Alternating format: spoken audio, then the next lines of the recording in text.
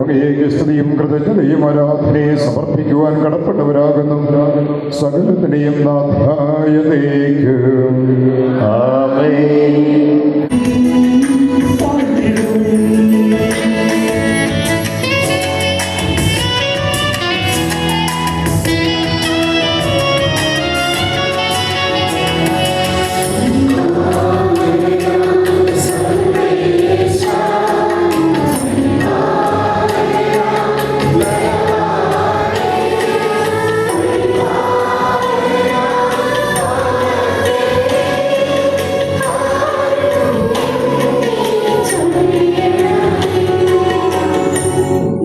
ശ്രദ്ധയോടെ കേൾക്കുകയും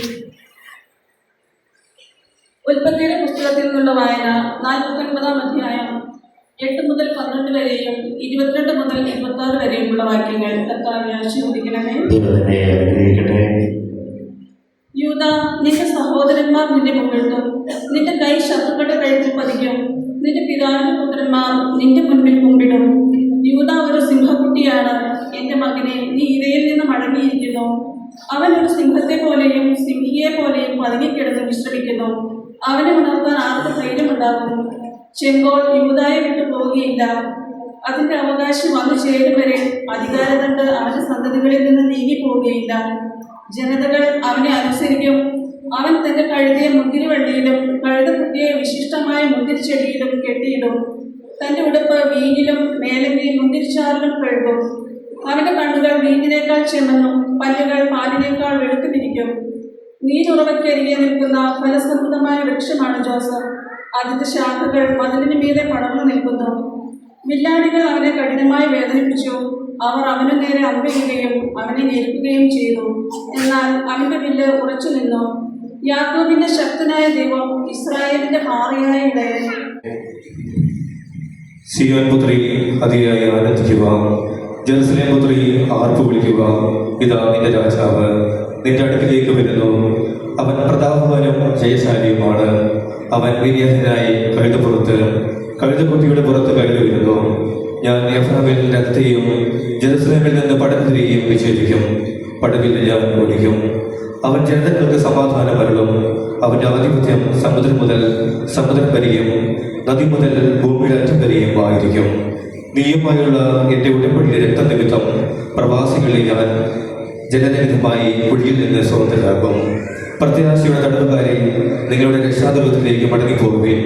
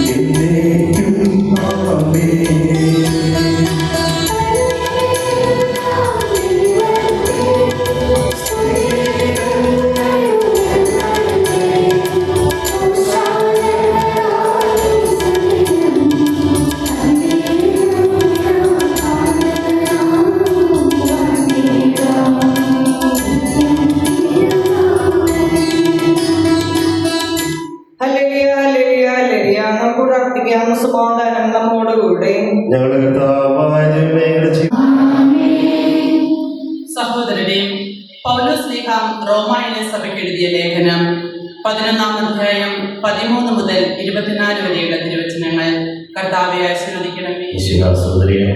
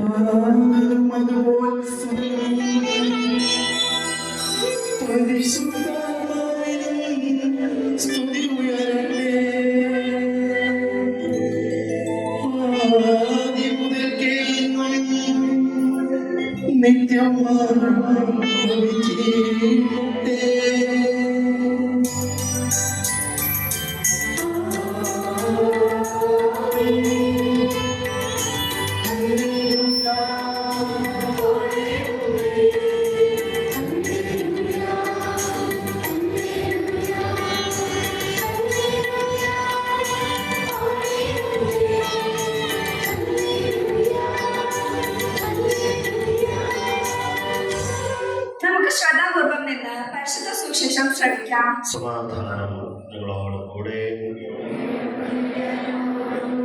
വിശുദ്ധ ലൂക്കാസ് നമ്മുടെ കർത്താവ് യേശുമിശിഹായുടെ പരിശുദ്ധ സുവിശേഷം അധ്യായം 19-28 മുതലുള്ള വാക്യങ്ങൾ. അവൻ ഇത് പറഞ്ഞതിന് ശേഷം ജെറുസലേമിലേക്കുള്ള യാത്ര തുടർന്നു. ഒലിവുമലയ്ക്കരികെയുള്ള ബെത്ഫഗെ, ബഥാനിയ എന്നീ സ്ഥലങ്ങളെ സമീപിച്ചപ്പോൾ അവൻ 2 ശിഷ്യന്മാരെ ഇപ്രകാരം നിർദ്ദേശിച്ചയച്ചു: എതിരെ കാണുന്ന ഗ്രാമത്തിലേക്ക് പോകുകയും അവിടെ ചെല്ലുമ്പോൾ ആരും ഒരിക്കലും കയറിയിട്ടില്ലാത്ത ഒരു കഴുതക്കുട്ടിയെ കെട്ടിയിരിക്കുന്നത് കാണും. അതിനെ അഴിച്ചുകൊണ്ടുവരിക. നിങ്ങൾ അതിനെ അഴിക്കുന്നത് എന്തിനെന്ന് ആരെങ്കിലും ചോദിച്ചാൽ കർത്താവിന് അതിനെക്കൊണ്ട് ആവശ്യമുണ്ട് എന്ന് പറയുക. അയക്കപ്പെട്ടവർ പോയി യേശു പറഞ്ഞതുപോലെ കണ്ടു. അവർ കഴുതക്കുട്ടിയെ അഴിക്കുമ്പോൾ അതിൻ്റെ ഉടമസ്ഥർ അവരോട്, നിങ്ങൾ എന്താണ് കഴുതക്കുട്ടിയെ അഴിക്കുന്നത് എന്ന് ചോദിച്ചു. കർത്താവിന് ഇതിനെക്കൊണ്ട് ആവശ്യമുണ്ട് എന്ന് അവർ പറഞ്ഞു. അവർ അതിനെ യേശുവിൻ്റെ അടുക്കൽ കൊണ്ടുവന്നു. തങ്ങളുടെ വസ്ത്രങ്ങൾ കഴുതക്കുട്ടിയുടെ പുറത്ത് വിരിച്ച് അവർ യേശുവിനെ ഇരുത്തി. അവൻ കടന്നു പോകുമ്പോൾ അവർ വഴിയിൽ തങ്ങളുടെ വസ്ത്രങ്ങൾ വിരിച്ചു. അവൻ പട്ടണത്തോടടുത്ത് ഒലിവുമലയുടെ ചെരുവിന് സമീപത്തെത്തിയപ്പോൾ ശിഷ്യഗണം മുഴുവൻ സന്തോഷിച്ച് തങ്ങൾ കണ്ട എല്ലാ അത്ഭുത പ്രവൃത്തികളെയും പറ്റി ഉച്ചത്തിൽ ദൈവത്തെ സ്തുതിക്കുവാൻ തുടങ്ങി. കർത്താവിന്റെ നാമത്തിൽ വരുന്ന രാജാവ് അനുഗ്രഹീതൻ, സ്വർഗത്തിൽ സമാധാനം, അത്യുന്നതങ്ങളിൽ മഹത്വം എന്ന് അവർ ആർത്തു വിളിച്ചു.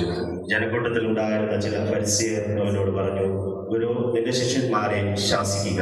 അവൻ പ്രതിവചിച്ചു, ഇവർ മൗനം ഭജിച്ചാൽ ഈ കല്ലുകൾ ആർത്തു വിളിക്കുമെന്ന് ഞാൻ നിങ്ങളോട് പറയുന്നു. അവൻ അടുത്തു വന്ന് പട്ടണം കണ്ടപ്പോൾ അതിനെക്കുറിച്ച് വിലപിച്ചുകൊണ്ട് പറഞ്ഞു, സമാധാനത്തിനുള്ള മാർഗങ്ങൾ ഈ ദിവസത്തിലെങ്കിലും നീ അറിഞ്ഞിരുന്നെങ്കിൽ. എന്നാൽ അവ ഇപ്പോൾ നിന്റെ ദൃഷ്ടിയിൽ നിന്ന് മറയ്ക്കപ്പെട്ടിരിക്കുന്നു. ശത്രുക്കൾ നിനക്ക് ചുറ്റും വാളയമടിച്ച് നിന്നെ വളയുകയും എല്ലാ ഭാഗത്തു നിന്ന് നിന്നെ ഞെരുക്കുകയും ചെയ്യുന്ന ദിവസങ്ങൾ വരും. നിന്നെയും നിന്റെ മക്കളെയും നശിപ്പിക്കുകയും നിന്നിൽ കല്ലിന്മേൽ കല്ല് ശേഷിപ്പിക്കാതിരിക്കുകയും ചെയ്യും. എന്നാൽ നിന്റെ സന്ദർശനത്തിനും നീ അറിഞ്ഞില്ല. അനന്തരം അവൻ ദേവാലയത്തിൽ പ്രവേശിച്ച് അവിടെ കച്ചവടം നടത്തിക്കൊണ്ടിരിക്കുന്നവരെ പുറത്താക്കുവാൻ തുടങ്ങി. അവൻ അവരോട് പറഞ്ഞു, എൻ്റെ ആലയം പ്രാർത്ഥനാലയം എന്ന് എഴുതപ്പെട്ടിരിക്കുന്നു, നിങ്ങളോ അതിനെ കവർച്ചക്കാരുടെ ഗുഹയായി മാറ്റിയിരിക്കുന്നു. അവൻ ദിവസവും ദേവാലയത്തിൽ പഠിപ്പിച്ചിരുന്നു. പുരോഹിത പ്രമുഖന്മാരും നിയമജ്ഞരും ജനപ്രമാണികളും അവനെ നശിപ്പിക്കുവാൻ മാർഗം അന്വേഷിച്ചുകൊണ്ടിരുന്നു. എന്നാൽ അവർക്ക് ഒന്നും ചെയ്യാൻ കഴിഞ്ഞില്ല.